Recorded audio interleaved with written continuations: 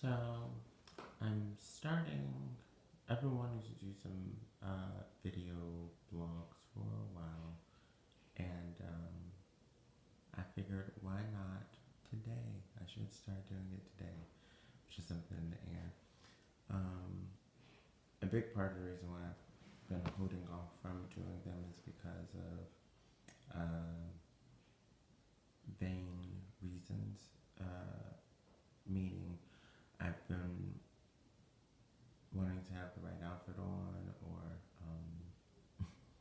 make sure my face was cute, but I've come to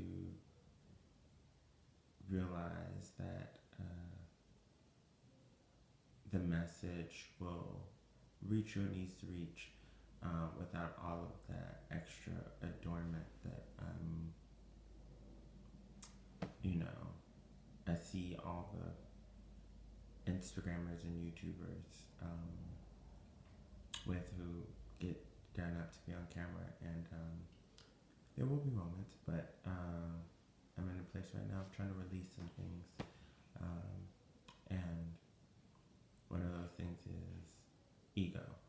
Um, so yeah, having this conversation, some thoughts that I've been thinking about for a while. I'm gonna keep this first video a little bit shorter, just like the introductory moment. Um, oh, by the way, my name is Darling. Hi. My name is Darling, and I am I'm a observer, a being, a human being, a dancer. That's my like profession. I really do love that too. But yeah, I'm a student and a teacher and a teacher and a student. That's the ebb and flow of all of it. But anyway, I have been thinking a lot about how people go and hold their self in this constant state of comparison. And that is because that's what our existence cycles around. We're constantly in this state of comparing ourselves to one another and things around us, and it's actually quite detrimental to a lot of us, but also too, it is one of those things that because it's been going for so long, it's hard to to unlearn that way of being. And so you start to have that question of how do I release constantly putting on myself in this place of comparing to other things that I really should not be comparing myself to, because that has nothing to do with me. I've gotten to where I am on a specific journey that only I know, and so when making these comparisons to others, it doesn't serve me because I don't know what journey that they've been on to get them to where they are. I can only go by the journey on which I've traveled. And you're never not on the journey, you're always on the journey. So, how do you release that? And a good way to start releasing that is to soothe yourself and not take so much stock in what others are doing. It's nice to, celebrate your friends and whatnot, but often sometimes there is some jealousy that comes up when people around you not get certain things that you've been desiring. And it's not that you don't want them to have those things. It's more of it's just that me too. I would like to have that too. I've been asking. I've been asking for that thing with a lot of gumption and gusto. So why haven't I received it? And so on the path of learning how to release the dis-ease that you get from observing others, figuring out how to really celebrate those things for those around you, and um, how to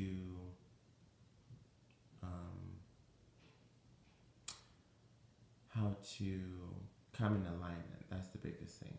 How to come in alignment with yourself so that you can, first and foremostly, just be happy with where you are. Because that's one of the biggest things with a lot of spiritual teachings, gurus, is to be satisfied with where you are. And when you're constantly looking at others and making that comparison of where they are and where you're not, you hold yourself apart from where you want to be. And the only way to be where you want to be is by not taking so much stock in where you are. And it's a lot of people who take stock in where they are. It's so many people who are constantly advocating for look at what's going on around you, and honestly, it's a very tough pill to swallow. But when you start to get into the place of being a conscious creator, you start to understand that the more that you observe the reality of what's going on around you, the more that you create more of what's going on around you. And then you get stuck in a cycle. And so as you try to make these shifts from out of certain ways of being, you start to find yourself resenting certain things because you're like, I'm doing the work I'm asking, but you're still holding on to certain things and giving your fuller attention to certain things. So it's the matter of how to not give so much attention, so much so much attention to the face value of things, because that only takes you so far. It ends up having you in this loop that you would rather not be in. So how do you do that? How do you get out of that cycle? Learn to soothe yourself and not get so wound up, stifling yourself by giving so much attention to what is. Be aware of what's going on around you. There should be a general awareness, but don't get too caught up in the super specific details of things. Try to be as general about things as possible. And then when it feels good, when you don't feel anxiety, when you don't feel some type of dis-ease, some type of stress or lack when you start to speak about or observe certain things, keep following it, keep going with that. And then as you start to feel that tension, dis-ease, lack of, as you're focusing upon certain things, then that's when you pull up and start to get general. And this is about the good feeling things, the positive things, because what will happen often is that people will be like, oh, I'm gonna get motivated. I'm gonna get motivated and put my best foot forward, and then that's gonna start the shift in things. And when you do that, you often end up talking yourself out of it because you push too much, and then you can't believe that. You can't believe that and what you're speaking about, what you're focusing upon, because of it's starting to go against what you actually know. And it's a matter of releasing what you know so that you can get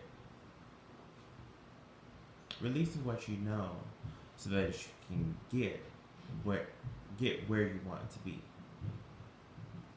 Get what you want, get where you want to be. And it takes some time to release that knowing. It's not something that happens in a day. So you're in this place of releasing comparison, One thing that people often do is ask, what's going on with you? What are you up to? And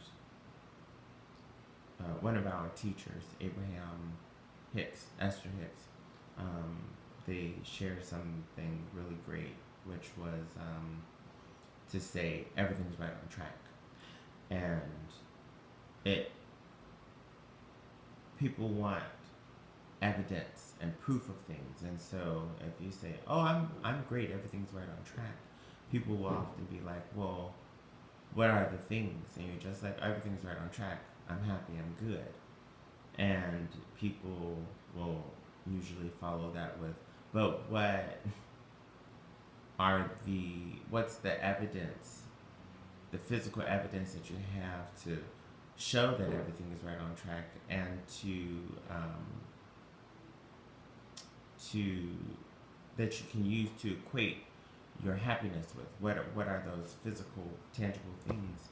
And just keep following it up with everything's right on track, because sometimes the things have not amassed, and it's the feeling of the things. You feel the things shifting, and that's the most important thing. Your feelings. Your feelings. How are you feeling? What are you feeling?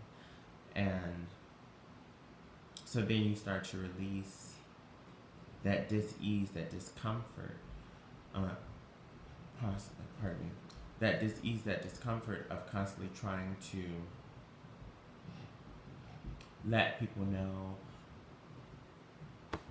"Oh yeah, this is what's going on." This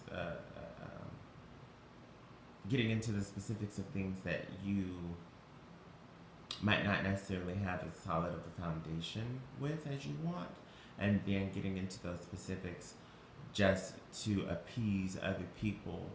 Um, it doesn't work in the it doesn't work with you in the way in which you're wanting it to. So taking little steps of not making the comparison of yourself to others, being more general about things that, especially things that don't feel good, being very general and not speaking of them as often as we often do. Um, Releasing, reaching for that worst feeling thought, which is another thing that people often do. But yeah, going more general about things, and when you feel good and you feel like you can get a little bit more specific without causing that tension, then go forward with it and speak more about it. But the moments in which you start to feel that a gap forming,